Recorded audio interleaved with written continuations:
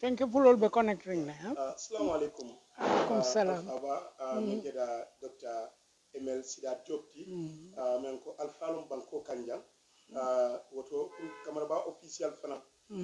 kany mo kende sifalu an alfal ke kacanyoya banko la ko dani hadamadi ya fon adon alhamdulillah londo mimbal bulo ko mandan ganda damanna aba dunya bandalla wodo kafta dunya bandalla ko experience on nadi la banko ka abentele dindi wodo abentele nafa so wodo pour que hakko dani nal nañu wati ka dum nar janga na network dole tarja kabin somanda dole be dunna dole be bola alfa ya de tembo mundo baditum iko ni imandiamu iko bediamu le niede ila kodaite bediamu moite wala musandina yedi la kodaite adma mi gambia be tele nyala ibi jang wodo si kondo ngi tentu ngi congratulate comme ye wato men dinna nam neto ko do yatan de ade nyawyendi mo wil jamal kan so kan la pour ke formo mom ko de sifa ke fana sotonni odo bismillah tonya inimbara bake jusulate be doko men ke kan andung al tolme yalon ko al tolle be mediato al tolle be population o anin gambian politician ol tema o kola fanan al tolle multi men yalon ko information kanano agriculture technology banku dolla kunyal alto le ka futandi molma so njusulata bake ko sign wo aspecto develop ta beteke mo jamal be kunin kan be kol moy kan andum wo doku bari jamal bi je alto le andum ngaajele ka bo nyin karol kono aliye doku baleke pour que mol sensitize fo felenting bi futata registration auto for registration of felente abina banna alama nanga continue fo ngata election auto fo nga electional result all fanan soto khera kono kontanta bake pour ye mo yele nan nyamente o sewoni kontano kama kono ba fala bi kamara ba officiel de makamo so president Diop his excellency comme nga fo nyamendro e moma alfalumati ñim banko ka alfalumati dunia fanan ko wo alfaya o do ko ñin sujudi damena wodon diplomate wato do la ne ñin kamba fo mole ko diplomate do samra ko fo diplomate londo lomba ko diplomate dum makama do lomba fo dum fo mol ka cartable mum da fo lon diplomate ba ko do diplomate le do ko tadan minna wala ko to mum munti no yalon diplomacy pour ka summarize especially international diplomacy wolemo ni problemo be kering banku ni banku tema wala moni mo tema wolom ka positive approach ke ya jube ibe side fulol kaccandinola ñamen pour que problème o solve instead of ka force o use ni wala mu fang polite negotiations wala yatina diplomacy sifa do bije ika fo wala gone but diplomacy wala gone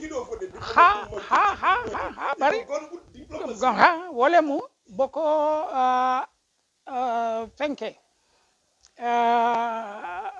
America and Angleterre it can use no very often last century it can ale mu bombarder fire fenke yela conditional di la ya fire signé force o kan walam semba diplomacy banque diplomacy is to convince you but with the gun I used to back French or ya use back and ya use fanjang Senegal ye governor Kiline Soto ate nay wotumo nyin manson dingol be nanyim bankol kan na futata jedron bokoy kay ko salum mansa akata de a manson pour ko fransol yala banko koma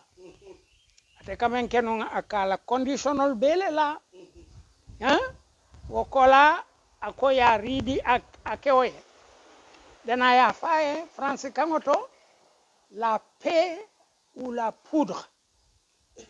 hero wala kidimungo yalongo jamano ka kidimungo la paix ou la poudre say nga hero soto kamunta yep nte membe fo ite yake wala nga bon ikan so diplomacy fa evolve ta beteke Vienna Convention oto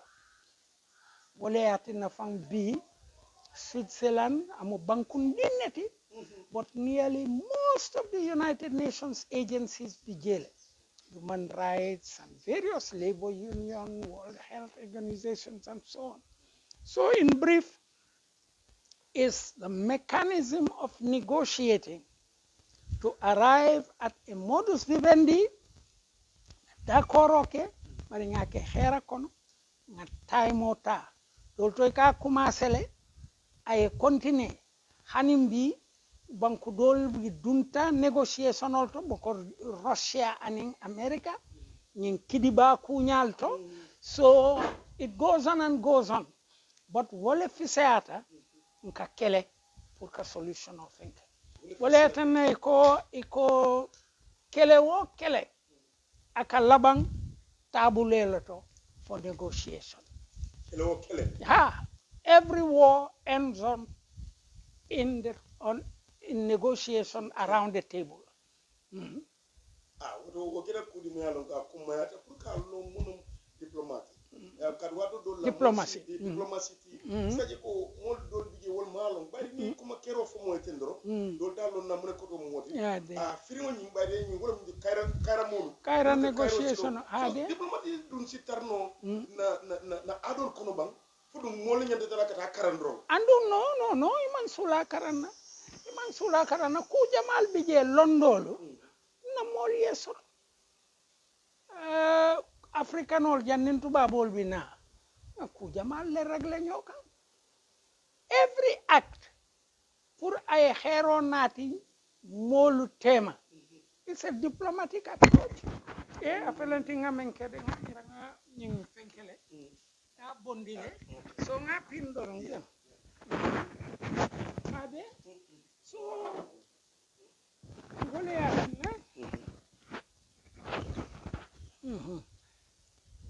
so beyond that boko ntolye grupo le dada with tombong sedi mina lo wotole yalla nem wole berende kam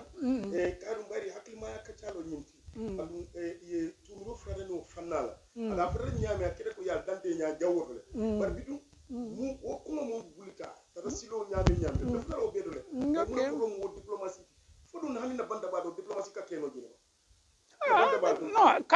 kacha yake pour ka futa hero to kacha kono it's a diplomatic approach but international diplomacy banko le tema ayala reglol sotole ayala approach sotole andum woni la fita wala woka bo fananka karane aka karanga at a very high level book limbi jam fambe wo yitandila which is one of the basic books pour diplomacy bari pour ka explain atele atina banku men independent aka katale ka banku dolla ambassador soto wo banku dolla ambassador ka bon ambassador to anala assistantol be wala mo wo banko la diplomatol te ko wala ki bankol kan wala do ko ka kemne no wala banko kan for example in France and in Senegal na ya je situation be banko kan ngaje situation o be banko kan meya lonko ayala banko interest asa fala molye wolu si Gambia government approach. For example, na fisheries, na petroleum. Ambassador, as a government approach, wala government ya approach, ka find lot of fishing license le soto de la banko kan. Conditional be momenti as a relay to the other country. Because ambassador I sembi bale soto because at a direct representative.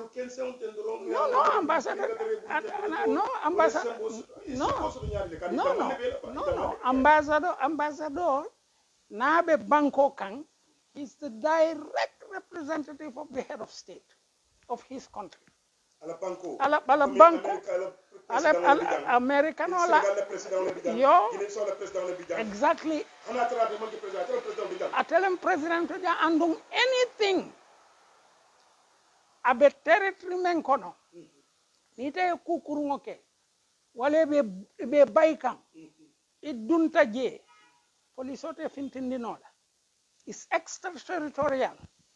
no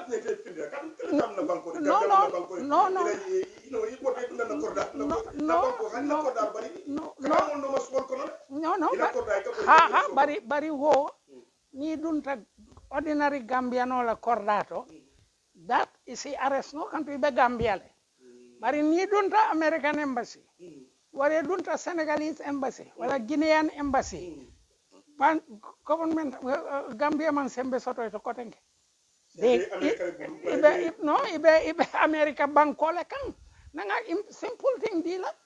biring mbe wala foke yeten Gambia bawo deto futata nan anyanta kala president oti lumeng andum bawa ta keno la Gambia international convention ye menufo faye kaliforo ay ke president oti then from that moment ay decision ta atele kango be lola Gambia president so nyanta o kala mintole bawata keno la jang ngake Gambian embassy in Dakar which is not part of Senegal it's in Senegal but it's Gambia so na kala Guinea Bissau inside Gambia yeah if na keta in the embassy mengo min keta embassy imaje hani thankol atondi British soul ye journalist kili me yalong American ol sulatala at exact ata je ita mutanola they cannot come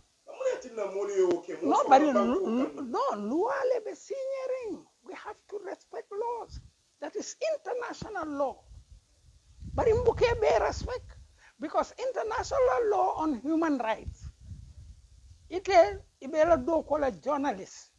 ni tata kelobe kering military be dala tening normally ni a good regulations and rules dila on both sides mo te hanila kala kido tilila bari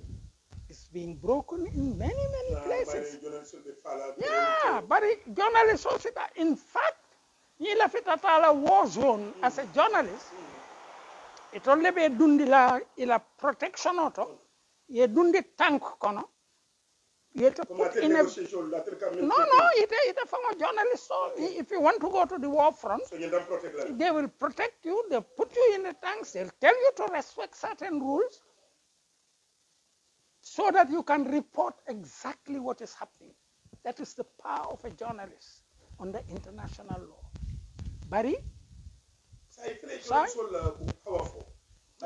ning adon yaay tamit no ko mo fero blado de lega ko mo bonni ke ditanen ke sen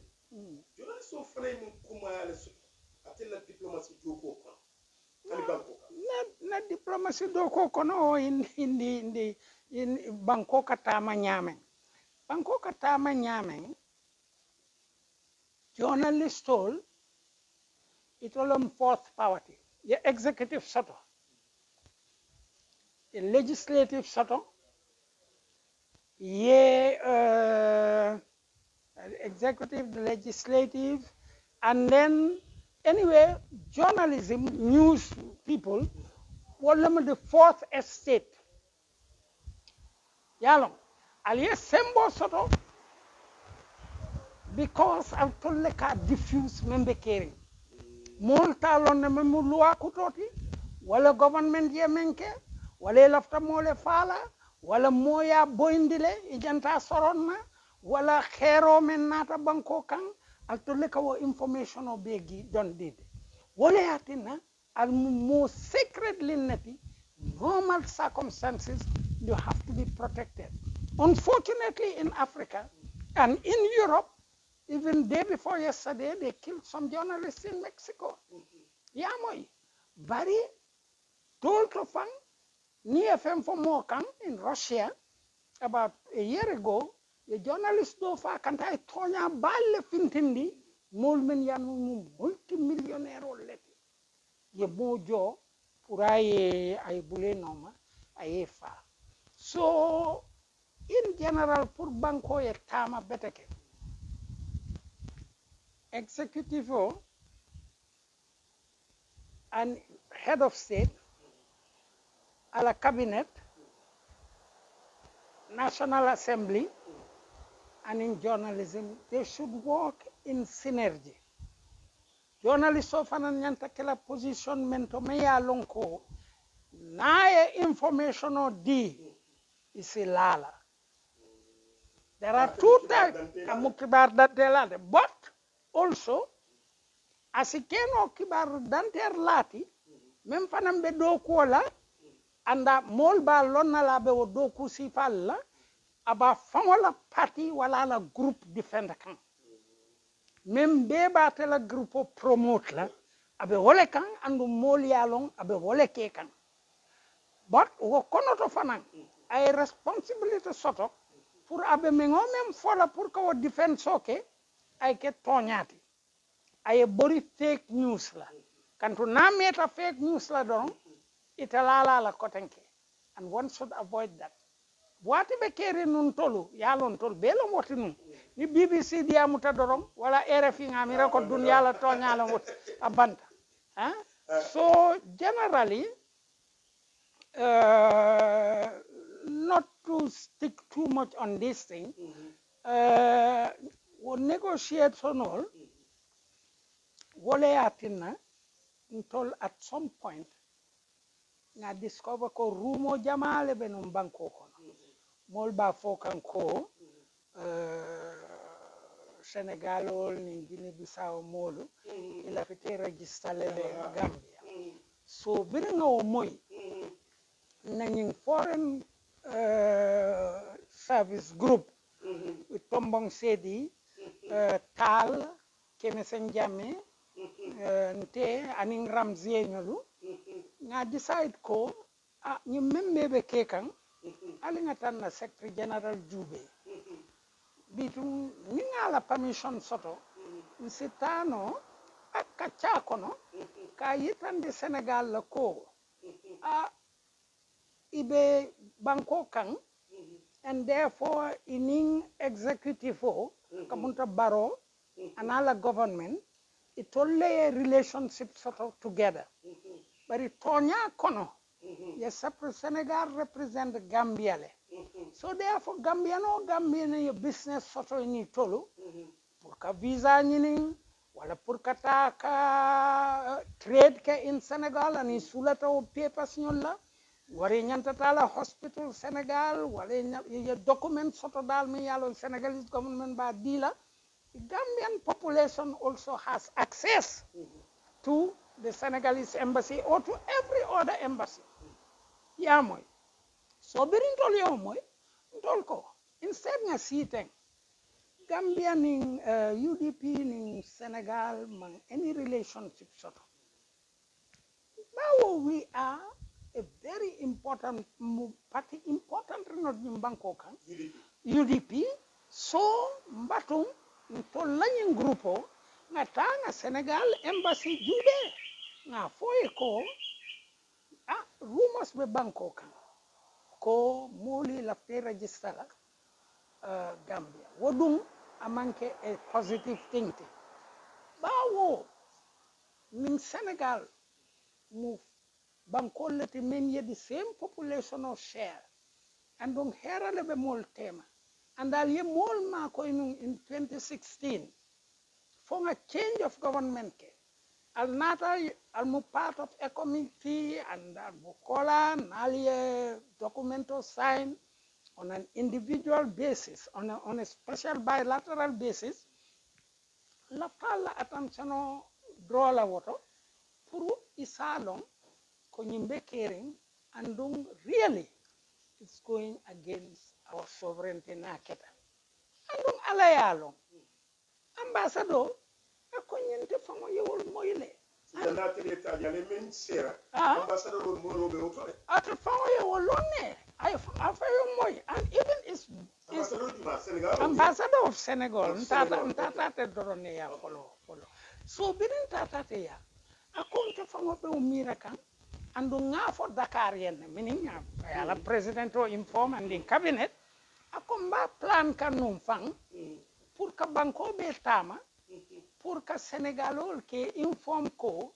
inyanta abstain la from the Gambian election uno abstain ka ikane dake Gambia la election ola ikane dake election ko nyintela election oti Gambian la election oti pour ay tama kuke onle Gambians nyanta karko fayla Gambian olia akonte fama ba mira kan pour kataka so yaje wole keta na ye ñoo jay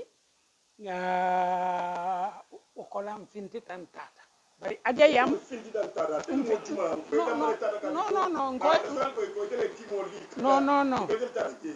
no ako keta ñameng birin sarata na secretary general la aja yam sek wala deputy secretary general ti min na head of party ante o samba no la je and even ajayam sa no le nu mate samba sa fo nun ko tombon sedi delegation on lead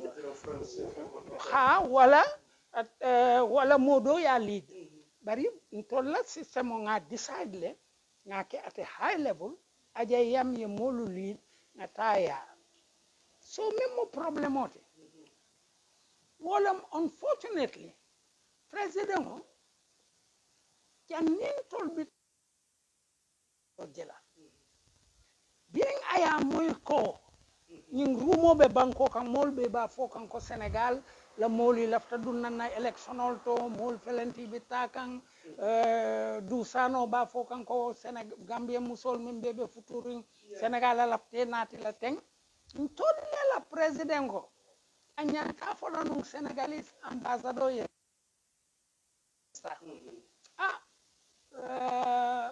rumo be nyim banko kan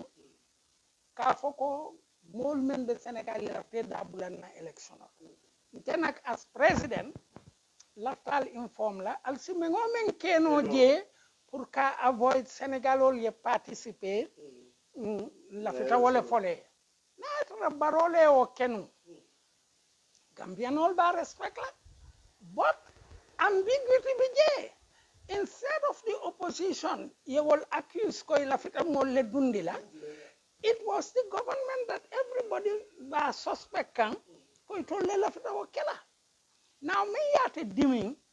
muni yate no mbirin tol tata fo nga nying ambassador je ambassador atata banko be murmuru ako Senegal ol ye kane dadum Gambia la election oto so wala atina ate of course yes he is responsible for all of them here in fact he is responsible for all the Senegalese troops that are in the Gambia right now oh yes they report to him they have to he is the representative of the president he is the representative of the president he is the representative when there was the coup d'etat and Mbengue was here against Jawara until he brought Jawara back. The Senegalese troops here were answerable to the ambassador directly. Like General Onimbobe, they were under the ambassador. No, ambassadors are very powerful. More like a minimize because African all the fangol ka jutu ila mol la. African all fangol la ka jutu mol la. Juma nyol long. Juma sabali fang. Afaya na. Okay. Yeah, correct. Yeah. Yes. I didn't get it. He's on live Facebook. Yeah, can we? He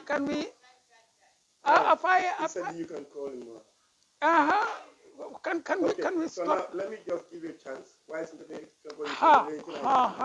Afai na kono. No. Ako isa call. Yeah. Ite telephone din. Ale. Yeah. Assalamu alaikum badingolu. Komi nga fale ya bedro. Alpha. Sabale. Okay, sorry. Ako nga nakata. And I go off air. No, afai excellent. Okay. Jumanum sabale le mo. No, tuma na la plan. Jumanum niti. I think we'll continue this later. Yeah, when